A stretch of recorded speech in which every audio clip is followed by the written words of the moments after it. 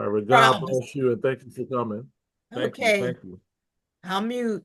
All right, ladies and gentlemen, we have a few minutes, another minute or so. Make sure that you are saying your hellos and greetings in chat. If Make sure you're telling us who you are and where you are accessing us from, which city. Shout out to everybody. I see our great people in here who always supports. If you are new, let us know you're new, right? We want to show you love for coming us because I'm telling you, with everything that's happening in the world today, for you to spend your Saturday mornings with us is a joy. And I really appreciate the support. Pass the word about all the nerds. We're just a bunch of nerds that wake up on Saturday mornings to learn about Black history and culture. And we just really enjoy you all being here. Oh, now, if you coming in here, we're located in Buffalo now. If you coming in here talking about I'm coming from sunny whatever, then you know what I'm saying you about to get blasted from us people from Buffalo. We don't have any sun, although it was real pretty on Friday. But sunny, whatever. I'm from sunny wherever, whatever. Stop bragging. All right. Hey, Akil, I'm gonna do my spill real quick with the intro here. Can you stop sharing yours and I'll share mine, and you can go back to Yeah. yours.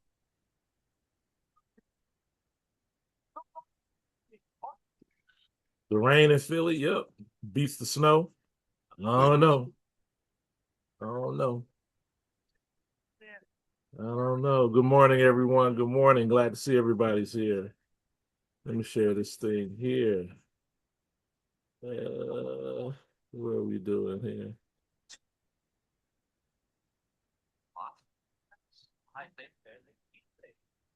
In about 4 seconds, a teacher will begin to speak.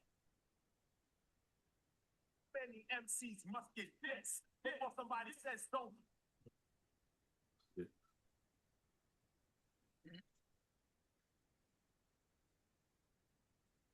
Good morning, Brooklyn. Good morning. Good morning. How you doing? There's always somebody from Brooklyn everywhere I go. No matter where I go, there's always somebody from Brooklyn. Always. All right. Let's see. Let's go back here. Well, good morning and happy New Year. Happy 2026 to everybody online. We are glad that you're here for our first Black History Nerd session here, where we will have my featured nerd today, Akil Parker, who is probably our most numerous nerd because y'all love Akil and y'all always ask for Akil to come and talk. For those who are new here, for our nerd series. All right, Black History Nerds in the house. If you have your yellow hoodie or T-shirt, we are the Center for K-12 Black History and Racial Literacy Education here at the University of Buffalo, and we are the only space that I know of that talks to pre-K to 12 teachers and how to help them teach and learn effective ways to teach Black history and race. And we do this on several different ways through our research, our professional development, like this here, our networking, our advocacy, and our consultancy. As you can see, our beautiful staff for 2025 and 2026, you all know them, right? If you are a person who comes to our PDs and comes to our conference and everything, you know who these lovely people are. Daphne, Donovan, Hannah, Abigail, and Christina. Thank you all for the continued support um, for everyone. Um, we are still planning spring 2026, but I will let you know that one of our book clubs this semester will be "I'll Make a World: The 100-Year Journey of Black History Month" by Jarvis R. Givens from Harvard University will be one of our books for this semester. If you did not know, 2026 is very important within Black history education, as this is the 100-year anniversary of Negro History Week slash Black History Month, right? So 100 years of Negro History Week, 50 years of Black History Month, right? It wasn't Black History Month until 1976. And of course, Negro History Week was developed in 1926, right? So for anyone who understands institutions, it is amazing, particularly around the polarization around Black history education throughout the years. It's amazing that Black History Month as an institution has been able to survive 100 years. So in February, we'll have some more, thoughts about that. Hopefully on January 31st will be our next nerd session. We just have to 100% finalize it, and that we will have the president of the Association for the Study of African American Life and History, which is Carter G. Woodson's organization. And of course, Carter G. Woodson founded and developed Negro History Week for the masses here in the United States and globally.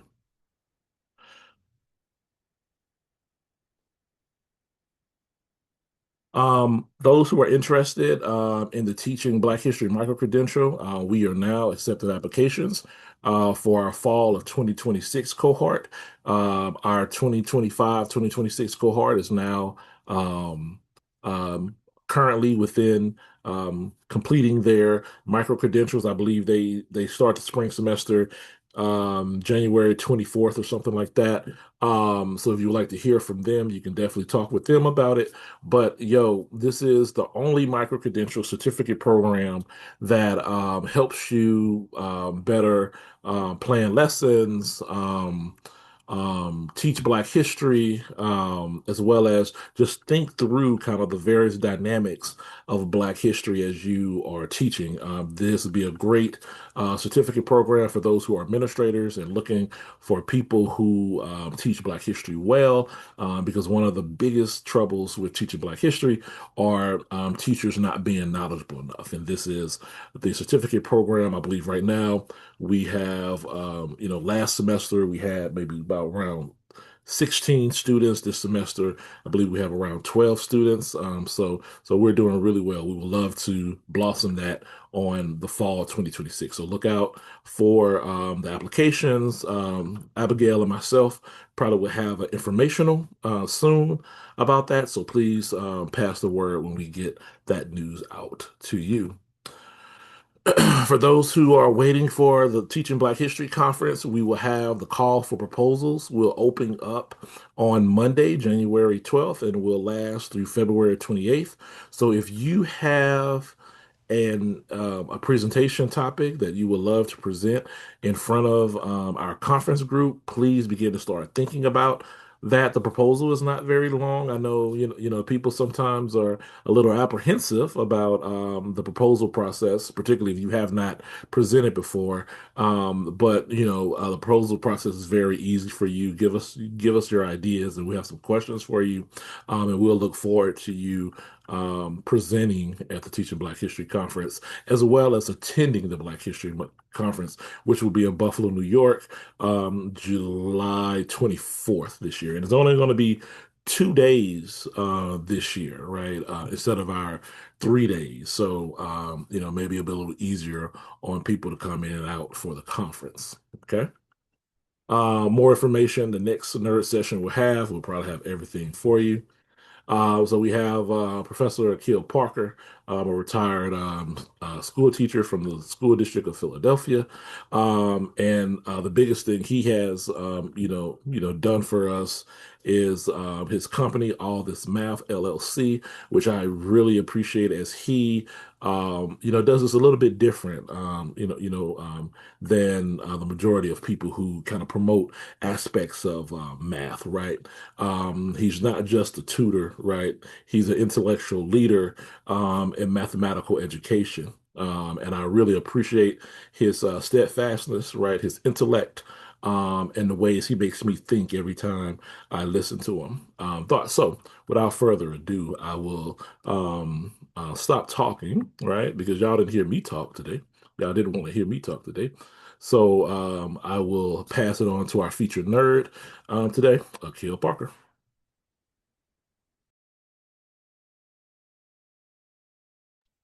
Thanks, LeGarrette. Appreciate that. It's always good to be in a space where nerd is not a pejorative.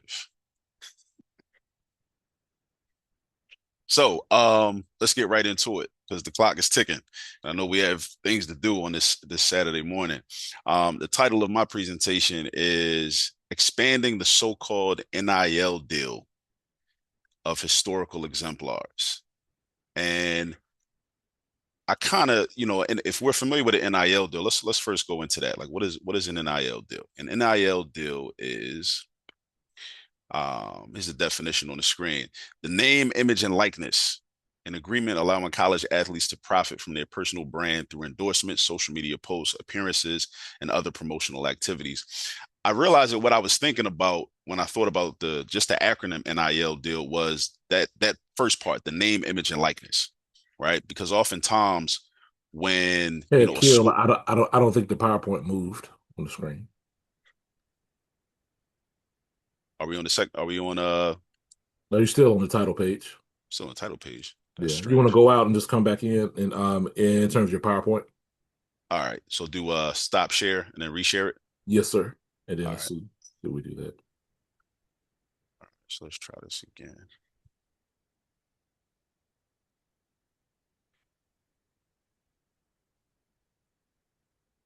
There you go. All right, so I'm on the second, the what is an NIL deal screen.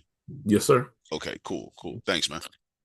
So I was thinking about this first part, just the name, image, and likeness, because very often, like when a school gets named after a significant historical figure in Black history, a recreation center, a street, a park, a anything, a library, oftentimes it starts there and it also ends there. And the community is never really educated about who this person was or what their significance is. And I think that creates a problem. And as a former classroom teacher, when I started to really become more serious about my own like reading and study, on my own time, I realized that, like where I live in Philadelphia, and this is not unique to Philadelphia, but there are a lot of schools that are named after certain people. And, a lot of times even the teachers, the administrators, the principals, the guidance counselors don't even know who these people really were. You may have a kind of like a superficial idea of who the person was, but you don't really know the person. And a lot of times I would find myself thinking like, okay, well, if these students that may be having a lot of deficiencies in different subjects, mathematics, language, history, if they even knew more about these people, then that could serve as a motivation for them to really, have more of a concern, and make some different decisions. All right, let's go to the next slide. So, what's the catalyst for this? So, you see on the screen, you see two pictures. To the left is George Washington Carver, right? That many of us are probably familiar with. On the right, this person is a little more obscure. On the right is Saint Martin de Sorry, no Porres. pictures. Sorry, Aki, no pictures. You said you don't see the pictures? That's correct. We don't. Wonder why my slideshow.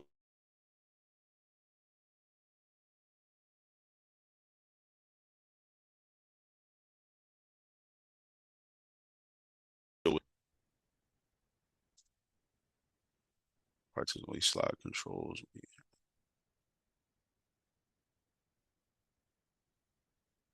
Hold on a second. I'm having some technical. Can you still hear me? Yeah, we can hear you. We just can't see your slides. All right, I'm gonna go to the slide control. Can I say something while you're looking for that? That is so true, and it should be a policy for the first day of school. The children should be told where they are, the name of the building, something about the person who the school is named for, and even these students coming in should be told. We have sat in so many racist schools we didn't even know about, being proud to wear that and not knowing. So I'm going to be quiet. Hopefully you Yeah, find your we're slides. we're gonna talk about that too. Okay. LeGarrette, I have a thought. Huh? Maybe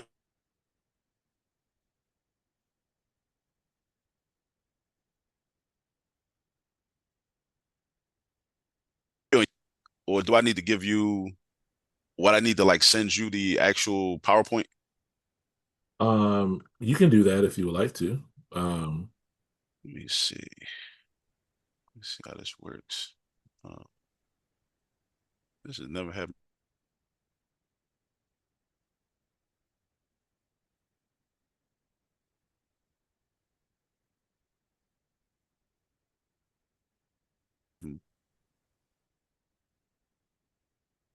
yeah.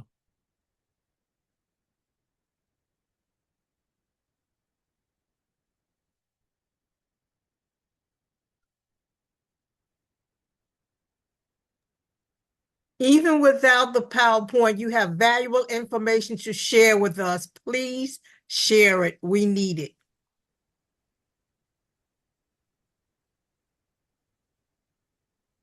Yeah, that's a good point. I could just talk, so we really don't need the PowerPoint per se. Or you can Um, keep it like this and just yeah, a stroll down. yeah. So if you can't, okay. What about now? You can see the different slides now. Yeah. Okay, cool. All right, so Catalyst. All right, let's get back into it. On the left, of course, is George Washington Carver, Dr. George Washington Carver. To the right is St. Martin de Porres. Now, these two people are significant because when my son was going to the seventh grade, I transferred him to a school in Philadelphia called George Washington Carver High School for Engineering and Science. But what they had recently did was created a middle school component so they could create a pipeline for their own, high school population.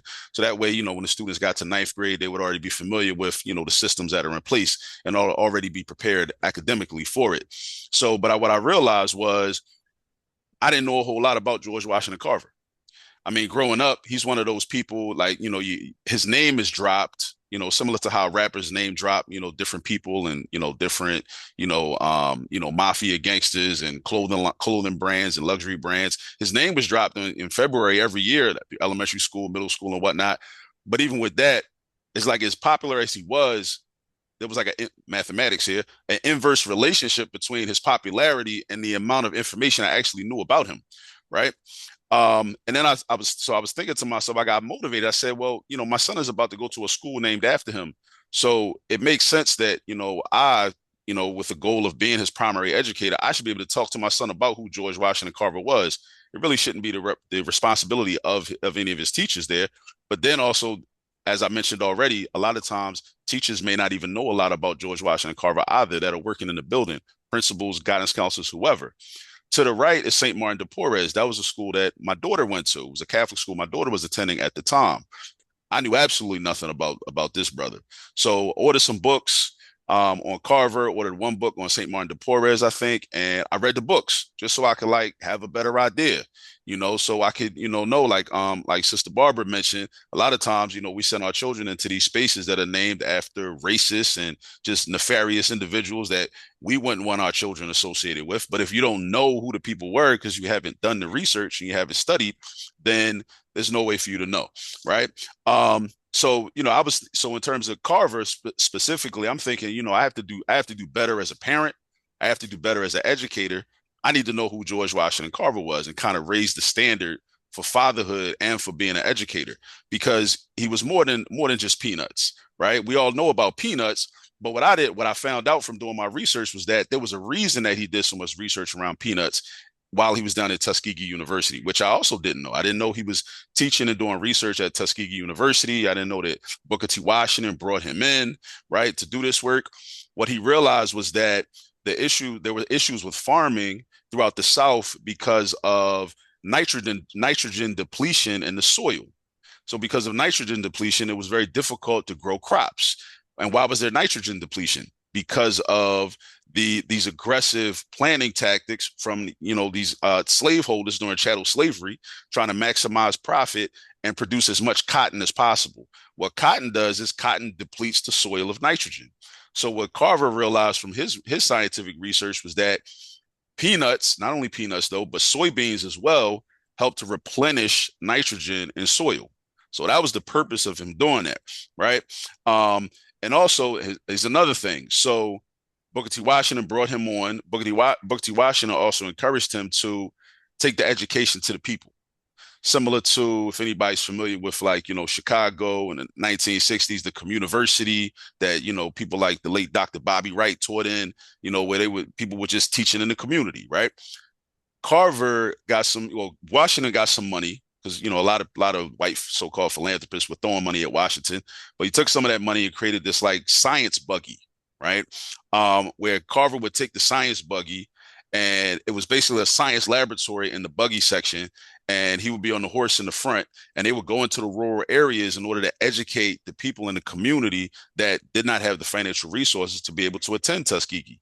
So Washington's idea was, okay, well, we can educate people on campus, but those that can't afford the education, we can still try to educate them too by taking the education to them and meeting them where they are, right?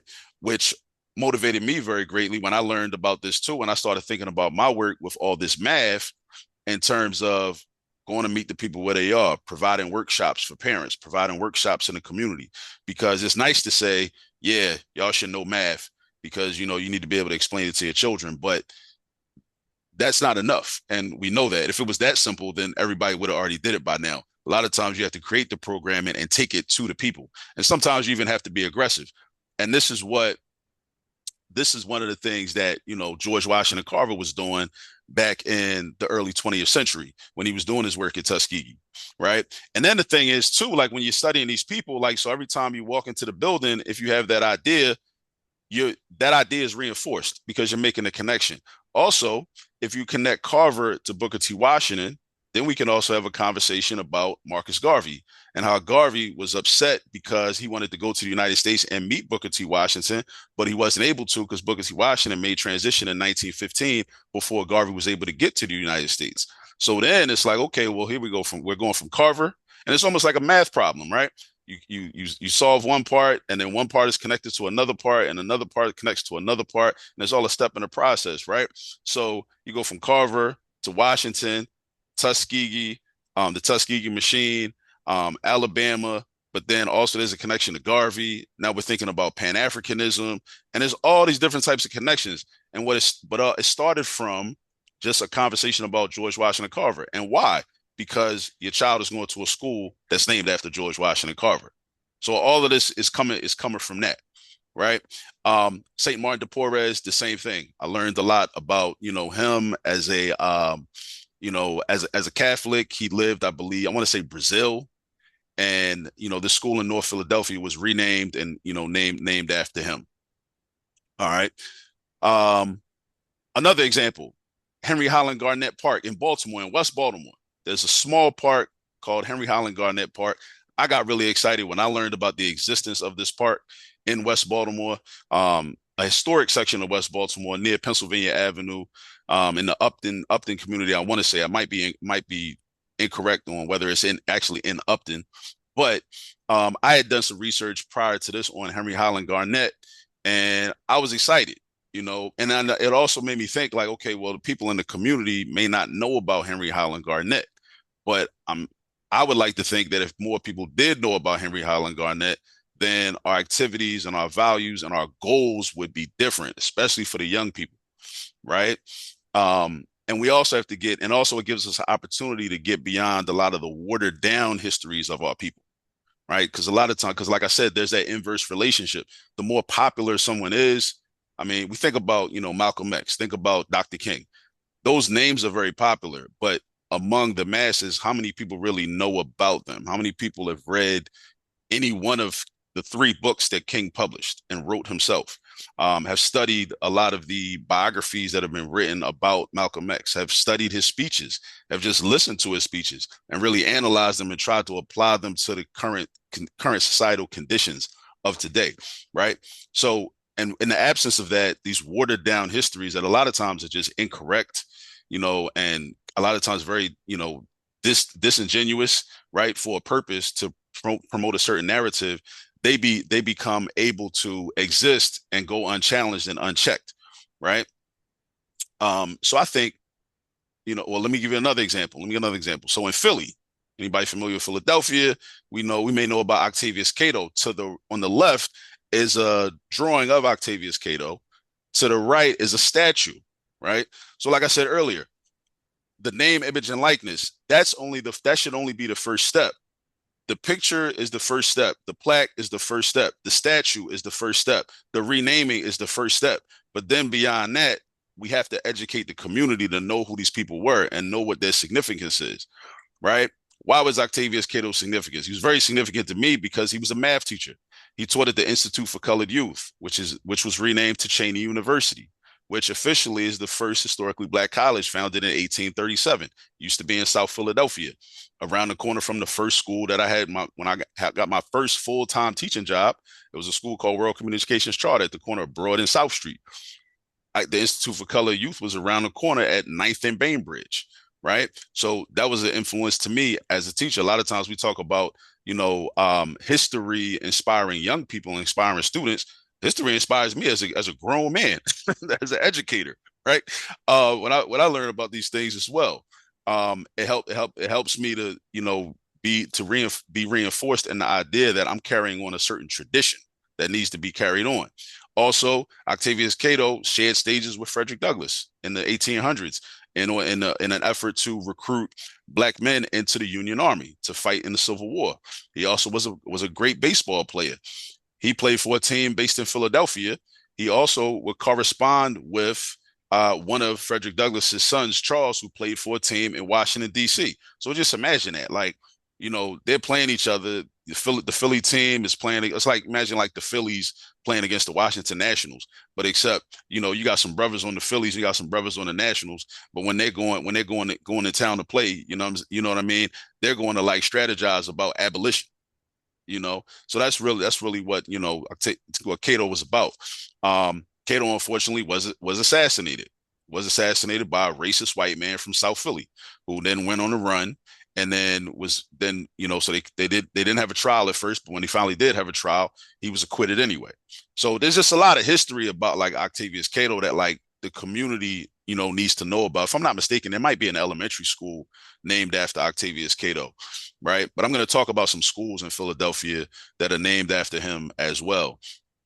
Another thing I like to say is that this idea of having more community-based education, it also is an outgrowth of some experiences I've had with math nights.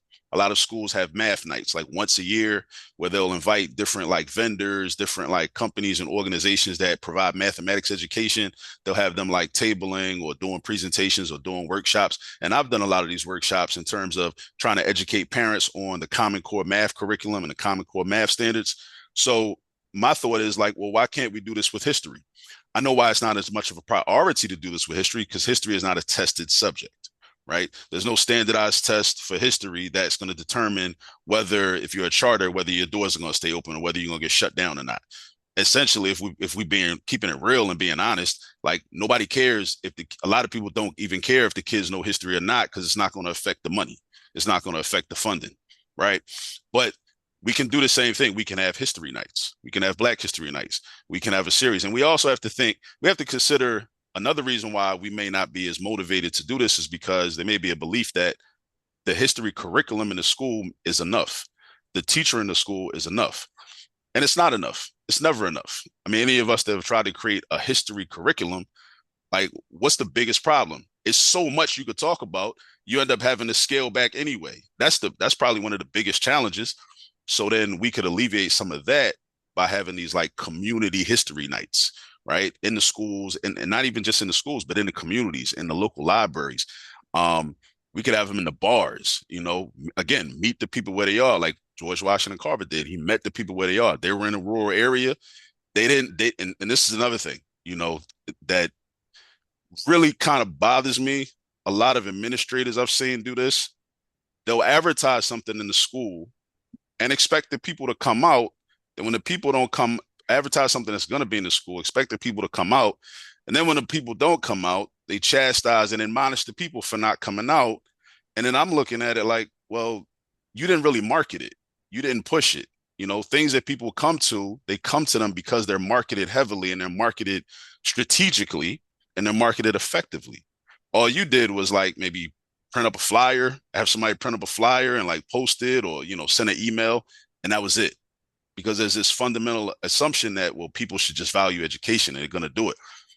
That's true. People should value education, but we know a lot of people don't value it as much, or they don't see the relevancy of coming to an event. And then you think about, you know, when, you know, people have like 59 things to do, that may not be the top priority, especially if it's not something that they're accustomed to already doing.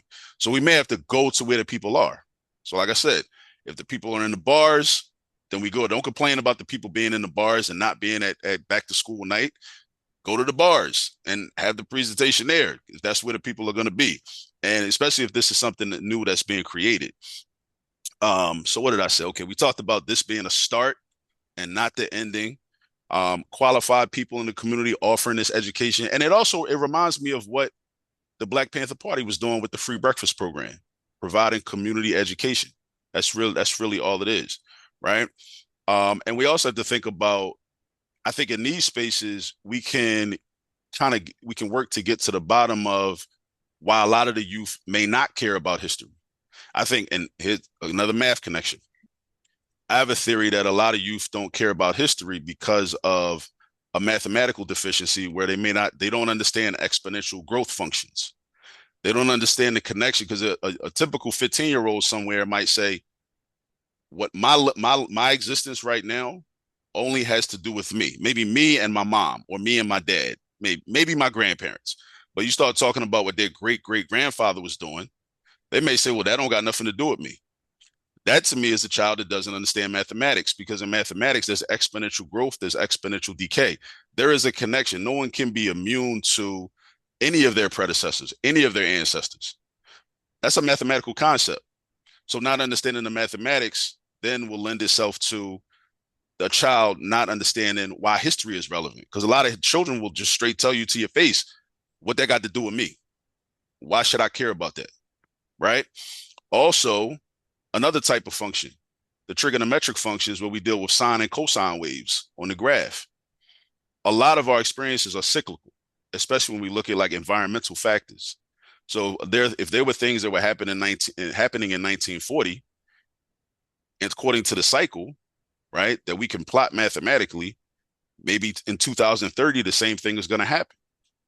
So children that understand it mathematically can then say, oh, I should care, because then history becomes a tool, like Dr. Clark said, you know, a timepiece, you know, where we can plot, you know, our position in terms of the larger history of the world, right?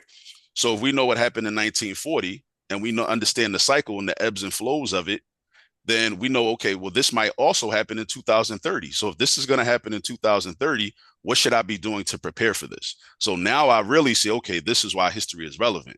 But it can be difficult for them to see the relevancy of history if they don't understand those mathematical concepts. Just something that I've been kind of just workshopping, right?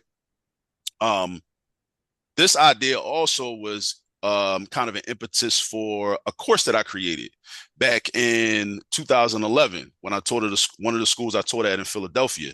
It was originally entitled African Americans in Philadelphia, in order to provide a localized history of our people. But it got renamed by the students Black Philly. One of the students just called it Black Philly one day.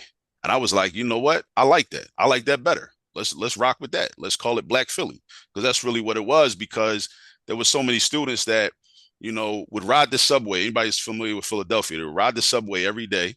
They might live in North Philadelphia and North Philly. They might get off at the stop that's named after Cecil B. Moore, but not know who Cecil B. Moore was. And if they don't know who Cecil B. Moore was, it's not necessarily their fault they don't know who he was. It's the community. The community failed to educate them about who Cecil B. Moore was. So I said, you know what? I have an opportunity to create a course. I can teach this course where we're going to talk about all those people where, you know, the elders that, you know, get mad at the young people and say, well, these kids don't know this, these kids don't know that, without taking responsibility. I said, you know what? I'm going to take responsibility for them not knowing, and I'm going to try to, you know, rectify this situation. So we started this Black Philly course. So that's also similar to like what I have in mind, where again, the naming is just the beginning.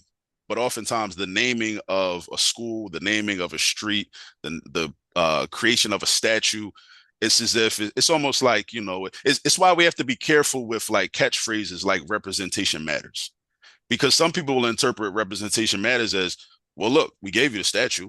What you complaining about? We renamed it after you. What you mad for? Like, what else do you want? Well, I want a lot more because like, you give me the name, but if the people don't know who the people were, right? Then and then a lot of times I understand why certain entities would not want the children to know, and even the community, even the adults, to know who these people were. Because once you learn who the people were, then you learn their history. You learn what they did. Like, I mean, there's a school named after Paul Robeson in West Philly.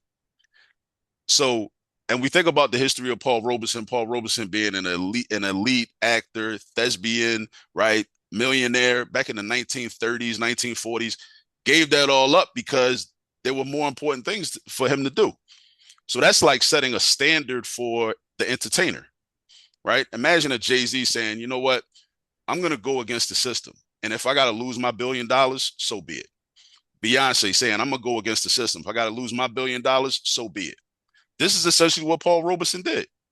So when we teach people about Paul Robeson, then it provides a different value system for the young people. So then the young people may become not as concerned with chasing money and becoming billionaires, but becoming good human beings that can create a better world for everybody to exist in, right? What else do we want to say? Let me go into the next slide. Some other examples in Philadelphia, right? I mentioned Cecil B. Moore. This is Cecil B. Moore in the background. I wanted to, do pics of everybody that I mentioned, but I wasn't able to do that, right? So there's a rec center on 22nd Street near 22nd and Lehigh. They actually tore it down, and they're actually rebuilding a brand new version of it right now as we speak, right? Cecil B. Moore Rec Center. The old name for it was Connie Mack. Connie Mack was the owner of the Philadelphia A's that moved to Oakland and became the Oakland Athletics. But no, I might have that wrong. The Philadelphia Phillies. I think Connie Mack was the owner of the Philadelphia Phillies, but Connie Mack was a verified, documented racist white man that said this. He said, excuse my language, but he said a nigga will never play for the Philadelphia Phillies. So, but you have a lot of older people that always refer to that as Connie Mack Rec, and then their children inherited that name. So I learned that, and I'm like, I'm never calling that rec Connie Mack, especially when it's been renamed for Cecil B. Moore. And I've done research on Cecil B. Moore. I know his significance as an attorney, as a community activist, very instrumental in integrating Girard College, in North Philadelphia, and the different work that he did and whatnot. There's a charter school. There's also a subway stop that I mentioned earlier named after Cecil B. Moore, right? Paulo Freire. There's a school named after Paulo Freire. So anybody that's read Pedagogy of the Oppressed, I'm sitting back here thinking like, man, if every one of these kids that went to this school, this Freire charter school, read this book, or even, and the teachers read it, the administrators read it, the security guards read it, the NTAs read it, the custodians read it, the counselors read it, and everybody was like grappling with his ideas, even if you don't agree with everything he said and everything he wrote and everything he did, at least if you're exposed to that, there's got to be a difference in the energy in that type of building. But in a lot of these buildings, it's just a name. It's just about name, image, and likeness. That's all it is. It's name, image, and likeness. So we got to change that. I mean, think about these other names as I go down the list. Paul Robeson, I mentioned already. Richard Allen Holmes, right? It's a housing project, right? Notorious, well known, but a lot of people don't know who Richard Allen was. So, and this is not an attempt to chastise the individuals. It's really more of a call to action. Like, okay, those of us that do know, we have to do more to create those educational opportunities, not just in Philadelphia, but in every city, because every city has, institutions that are named after these significant Black exemplars that people should at a minimum, people should know about, because then that's going to affect their thinking. That's going to affect their activity. Just like just knowing that George Washington Carver had a horse and buggy with a science lab on it and went into the rural areas in the community, that affected me greatly. I don't think I'm that unique, right? Or when I learned that as an educator, when I learned that Sheikh Anta Diop was not only a historian and a linguist, but a mathematician, that was a pivotal moment in my teaching career, because then I realized, oh, I need to take this job I have a lot more seriously, right? who else do we have here? Frederick Douglass Mastery Charter School around the corner from my house on 22nd Street, right? Do people really know? Have people read his 3 autobiographies? Do people really know what he got into, right? Besides just the name, the watered down, quick blurb history of him, born in Maryland, escaped slave, became free, then became, foreign minister to Haiti, just a quick little, but do they really know Frederick Douglass, right? The work he did, right? Richard Wright, there's an elementary school named after Richard Wright. There's a school named after Mary McLeod Bethune, an institution builder. Bethune-Cookman College, or Bethune-Cookman University, started by her. And of course, Martin Luther King High School. Every city's got a Martin Luther King Drive, Martin Luther King Boulevard, Martin Luther King High School, elementary school, middle school. Do we really know King? Right? His birthday's coming up. The national holiday is coming up soon. Every year, we get inundated with the I Have a Dream speech. Many people, right? I remember Kwame Ture, even saying, and I'm sure King would probably say this himself, the I Have a Dream speech was his most mediocre speech. And that's not really a critique of King. That's really meant to get us to think about, well, what were some of his better speeches? I'll give you one. The Why I Oppose the War in Vietnam speech was a great speech, in my opinion. And just the list goes on and on. I mean, he was a King, as we would say, he had bars. When you really study his speeches, listen to them, read them, Letter from a Birmingham Jail, in and of itself, published in his second book, Why We Can't Wait. That right there. Then the circumstances. They didn't want him writing anything. He wrote it on the edges of newspaper, and then had to basically smuggle it out of the jail and then publish it. To me, as a hip hop fan, Letter from a Birmingham Jail was like a diss record to me, right? Of course, much more significant than a diss record, but that whole framing and the way he, basically, because they were, and then again within that letter, he's talking about, law and order, and this to me is mathematical to me.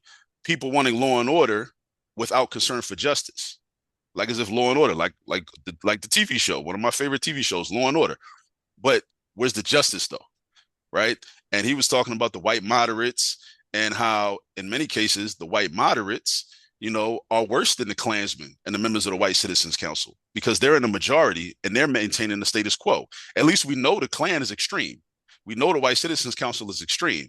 But what about, the so-called good white folks in the community? You're not stopping the Klan. You're not stopping the White Citizens Council. You know who they are, but you're not stepping up and saying nothing, right? He gets into all of that, right?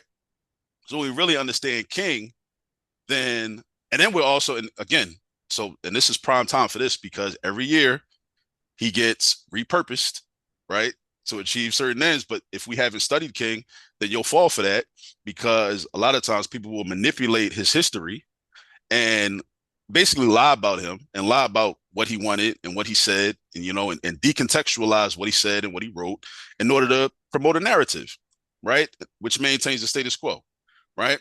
I would not be surprised if next week Donald Trump takes one of King's quotes and tries to repurpose it as if, for the purposes of making it seem as though the two of them have aligned politics. I would not be surprised.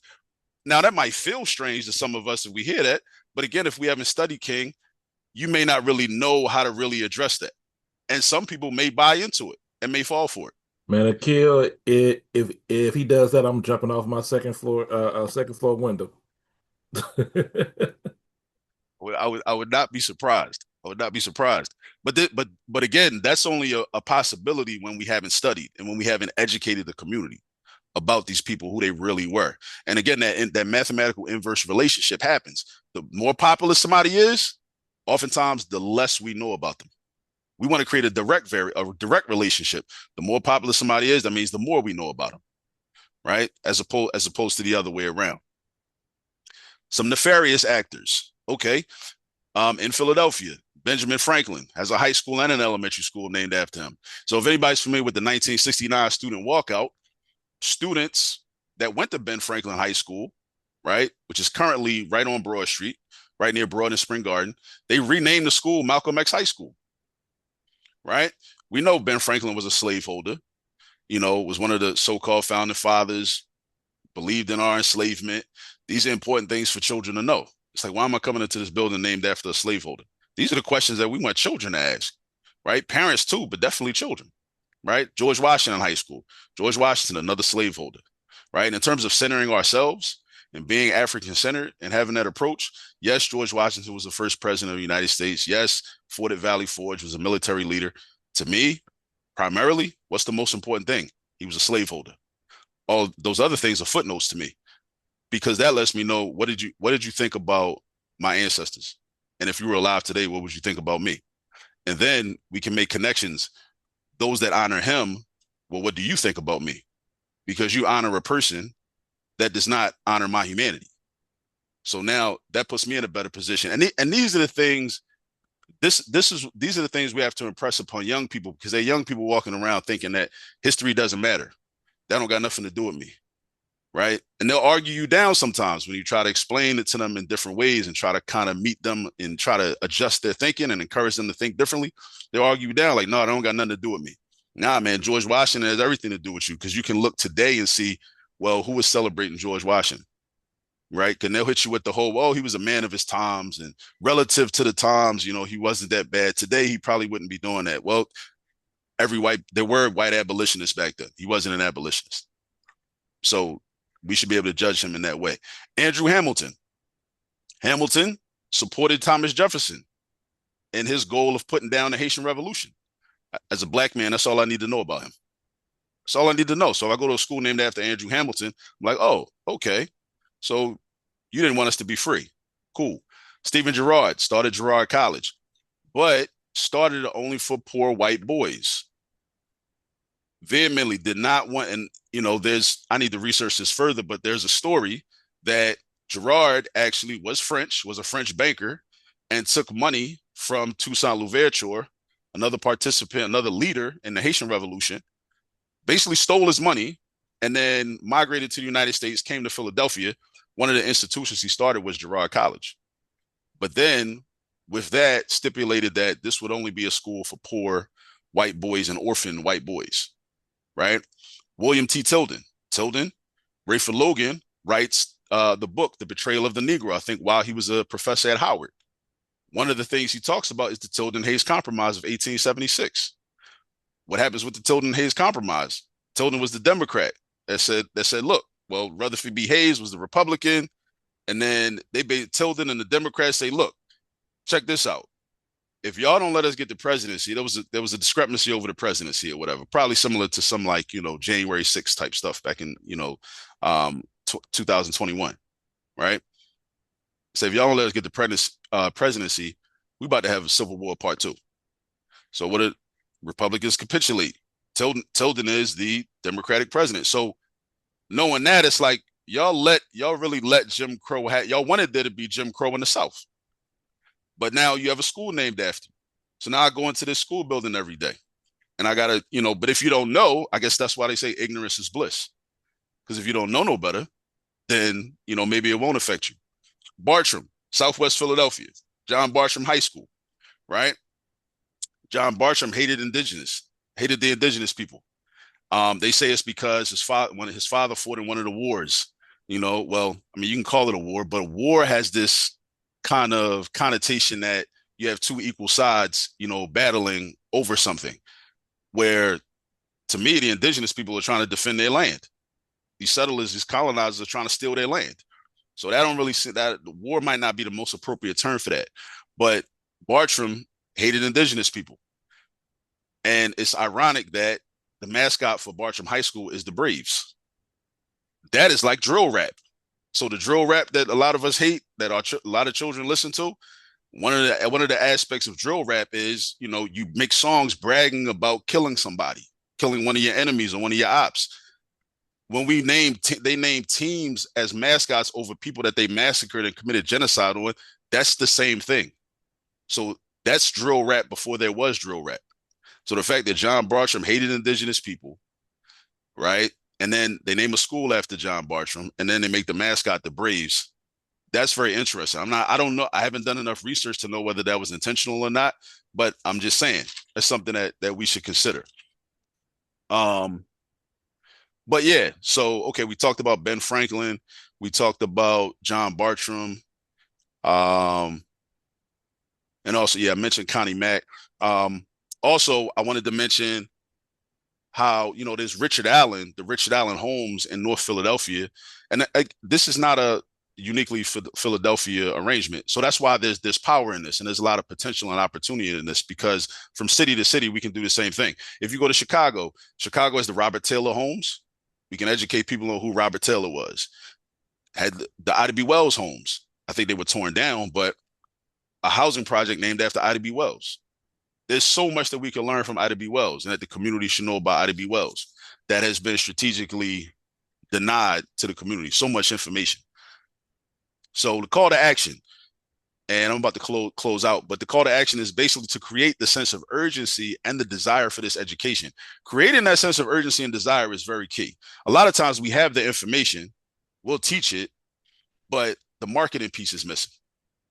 So then it's like we got to create. It's like with sales, you got to create the desire.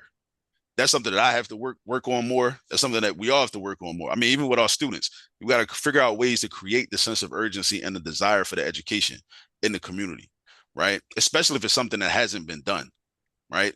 You send out a flyer saying, "Oh, we're gonna do a community workshop on Ida B. Wells, at the community center or at the church or at the masjid." Some people might look at that kind of crazy because they're like, "Who does this?" Right? It hasn't been done, but it should be done. So if it's the first time that it's being done, you may get a low turnout, and even that's okay. You may have an event or have a workshop where like 2 people show up. Those were the 2 people that were supposed to be there. And again, here's where the math comes into play: exponential growth. 2 people come, 2 people turns into 4 people. 4 people turns into 8 people. 8 people turns into 16 people. 16 turns into 32. 32 turns into 64.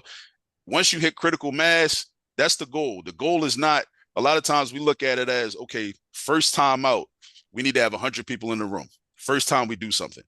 That's not very realistic, unless it's something that people are already interested in. You're starting something brand new. The goal is to get to critical mass. Critical mass is the key, because once you get to critical mass, it's going to take off, right? Number 2, create the frequent and consistent programming in communities and schools.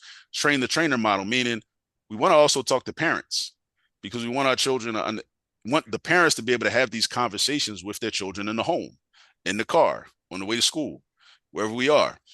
We want our children to be able to be protected from the lies that mainstream media is going to bombard them with and is bombarding them with, right? This is a defense mechanism.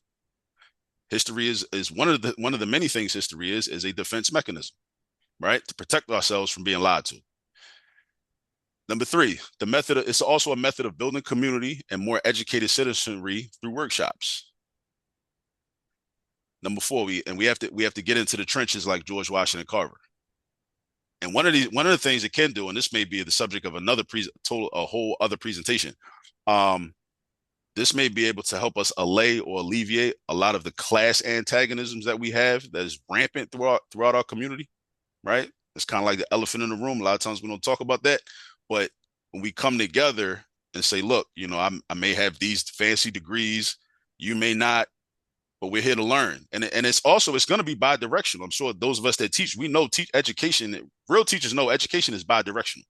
So it's not just, the whole like sage on stage, the whole John Piaget model, like these children know nothing or the students know nothing. They're empty vessels and empty brains. I have all the intelligence. I'm pouring it into them.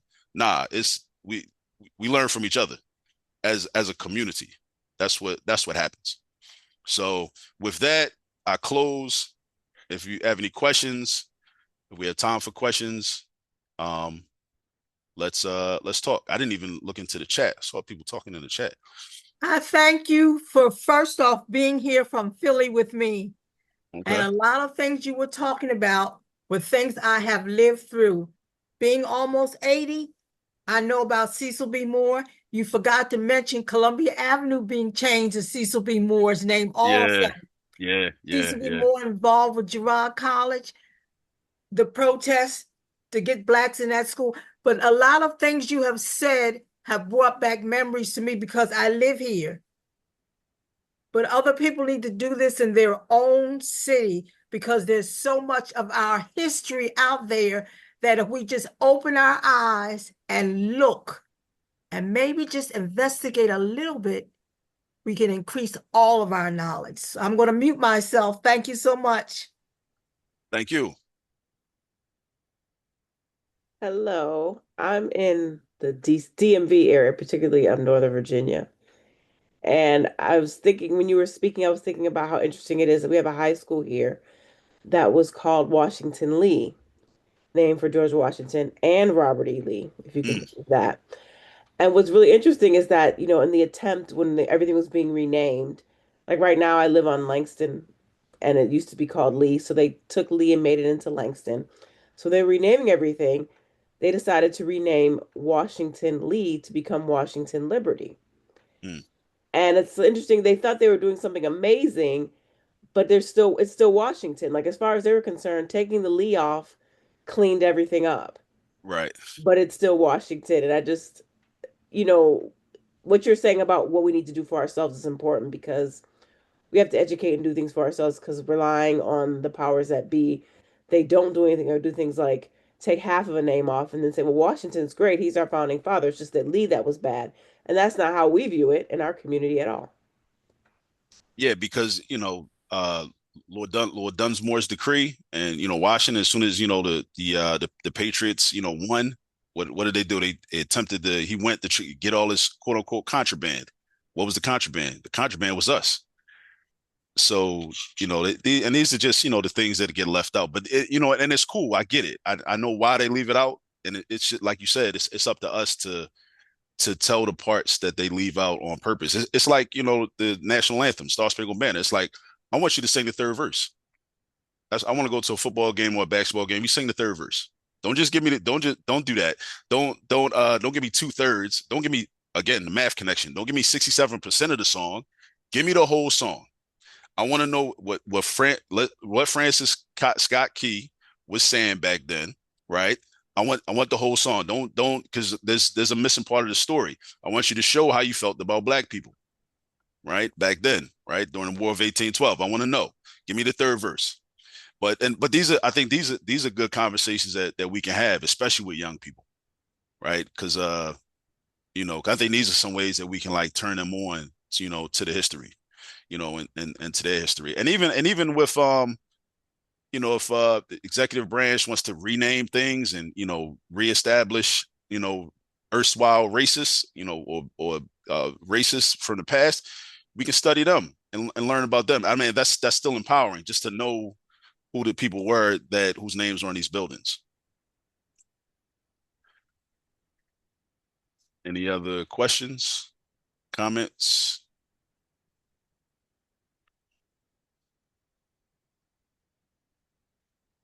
Seems like a lot of people in there. Shay, go ahead. Thank you for waking up our consciousness. I'm sure a lot of people didn't say anything, but a lot of minds are thinking about their own city and what they can do, and pay attention, especially in this day and age. Pay attention because history is not just happening today. You have to look at some of the things around you to figure out what's happening today and bring it back, bring it all together. So thank you so much because you really open our eyes to open our eyes. And knowledge is power. It still is more powerful than anything else. And if we don't learn where we came from, it's so easy for us to return there. And so many of us are on our way back because we never paid attention where we came from. I appreciate that, and you make me think of something. So it's 2026. It's January 2026, right? As my grandmother used to say, my dad says too. God willing, and the creek don't rise. There will be 2030, right? There will be 2035. But what condition we're in and what situations we're in when those years come will be a direct function. So another math collection. math connection, a direct function of what the decisions we make, and the decisions we make are brought about by what we know and what we don't know. So this is why the study becomes key, because, you know, if we know certain things, then when, you know, the media says this, or this corporation says this, or the government entity says this, if we know that, like, no, that's not a good decision, so I'm not going to support that, right? Or I'm not going to abide by that, then, okay, we'll make a different choice.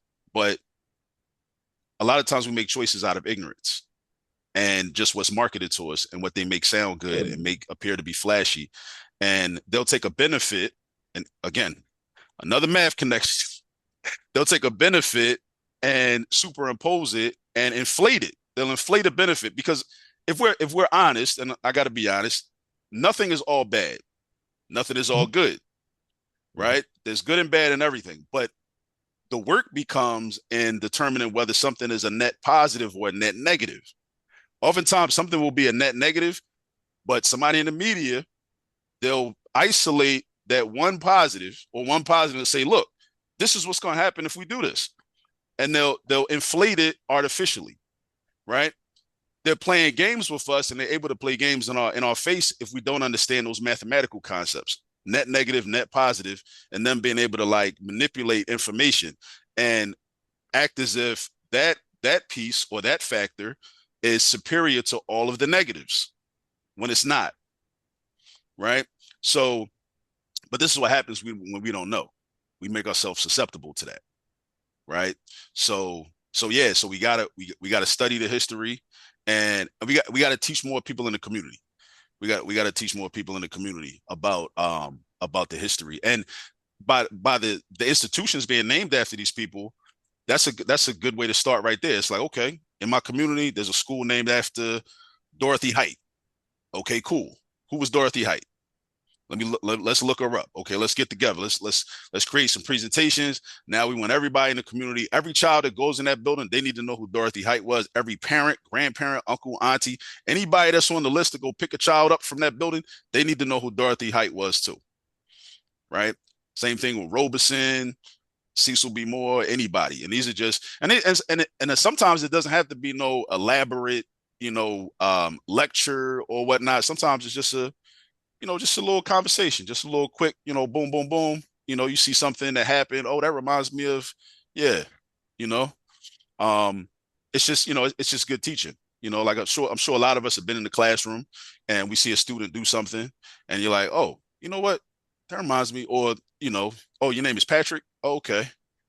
That reminds me of Patrice Lumumba from the Congo. You ever heard of him? Just something like, something short and sweet, something nice, something like that.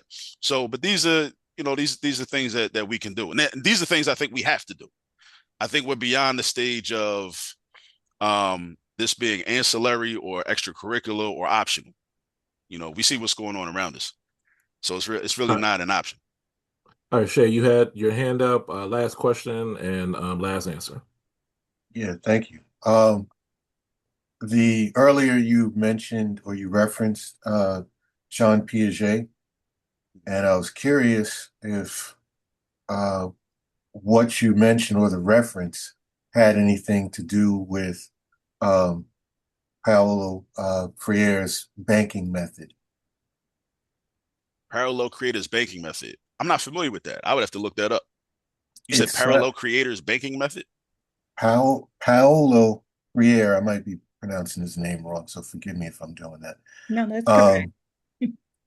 When you reference Piaget and the model of teaching where the students are empty vessels, right, and the teachers pouring into them, right, that sounds very familiar with Freire's banking method but theory of teaching. So I was curious as if you were interchanging them or if that was something new, because I just that's a new point of learning for me. So thank you.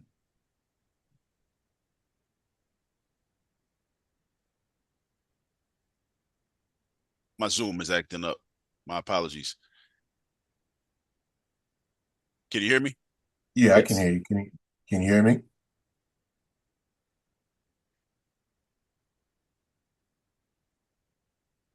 Looks like he's frozen. Yeah, I He had think. the Okay.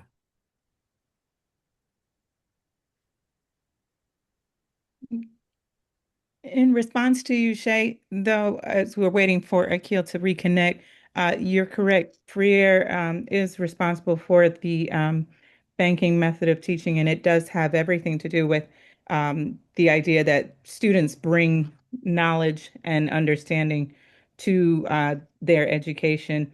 It's also similar to the it's sociocultural education, similar to ZPD, the zone of proximal um, learning. That work was also done by, and the name just left me, but there are several scholars who basically describe education and the learning process in a similar manner. So just to, I don't know if that helps at all. No, it does. Thank you. I was the concept sounded familiar, and I'm like, all right, is he interchanging them, or I might have again? been. I might have been, but I need to revisit those. No, that's fine, Yeah, and yeah. that's Appreciate you actually bringing that one up. of the benefits of these sessions is that we all learn something. So, Yeah, so thank you for your time. Thank you for your scholarship. appreciate it. All You right, got good it. people. Thank you for the opportunity. As we close, I remember my last teaching spot before I, started doing all this highfalutin academic stuff. Was Booker T. Washington High School in Atlanta, Georgia, and I remember, I guess my mentor teacher at that particular moment, or the teacher that welcomed all the new faculty, there, gave all the new faculty up from slavery for Booker T. Washington as kind of a gift to try to learn and I just wish we had more of a formal professional development around Booker T. I know every student at that school had up from slavery when they entered as freshmen, but then I was thinking when Akil was talking I was like, man, I wish these freshmen had their history class or a freshman seminar over Booker T. Washington, just to kind of talk about him as a complete person, complete human being.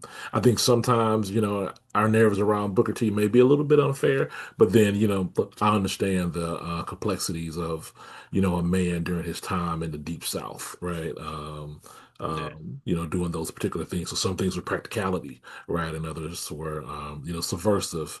And, but then, saying you wanted him to use his power, correctly. And sometimes I think he missed the point from that particular aspect. But, hey, but yeah, that goes back to the NIL, aspect. So just a different view of NIL as many of us are looking at through college black collegiate athlete prism, right? Which I think if I would think long enough, hard enough, we could definitely kind of connect it to what we learned today on the history and not just using NIL as just kind of representative, but more of a transformational liberation, project as we move forward. So, all right, good people. It's Saturday, January 10th. You all have the rest of the day to enjoy your day, and we'll see you hopefully on January 31st.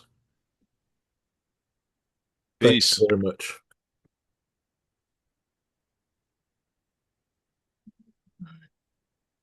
All right, man. Appreciate it. And we'll be talking soon, and I definitely see you on the 7th. All right, man. All right. Later, guys.